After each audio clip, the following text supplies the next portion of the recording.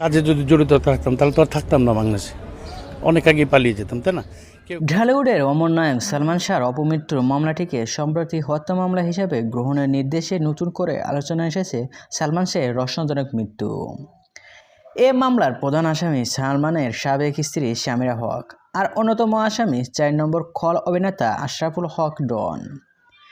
সোমবার ঢাকা মেট্রোপলিটন সাহেবুজ্জামান এই দুই আসামিকে দেশ ত্যাগ নিষেধাজ্ঞা দিয়েছেন।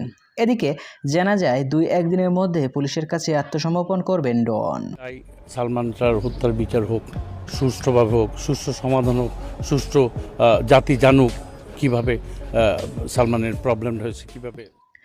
দেশের একটি গণমাধ্যমকে তিনি বলেন, সবাই বলছে আমি নাকি পালিয়ে বেড়াচ্ছি, ৩০ বছর পালাইনি, এখন কেন পালাবো? আমি বাসাতেই আছি, ভাবছি ২-১ দিনের মধ্যেই পুলিশের কাছে আত্মসমর্পণ করব। কারণ ৩০ বছর ধরে যন্ত্রণা ভোগ করছি আর এটা সুরাহা হওয়া দরকার। সালমানকে ঘিরে দীর্ঘদিনের যন্ত্রণা তুলে ধরে তিনি বলেন, সালমানকে ভালোবাসার যন্ত্রণা আর সইতে পারছি না। আমিও তো মানুষ, আমারও তো বাঁচতে ইচ্ছা করে। সালমানকে ভালোবেসে অনেকে আত্মহত্যা করেছে, আমি করিনি। এটাই কি আমার অপরাধ? আমি আত্মহত্যা করলে কি সবাই খুশি হতো? ওপরে একজন আছেন, তিনি সব দেখবেন। একদিন সব সত্য প্রকাশ হবে, তবে আমি সেদিন দেখতে যেতে পারবো কিনা তা জানি না।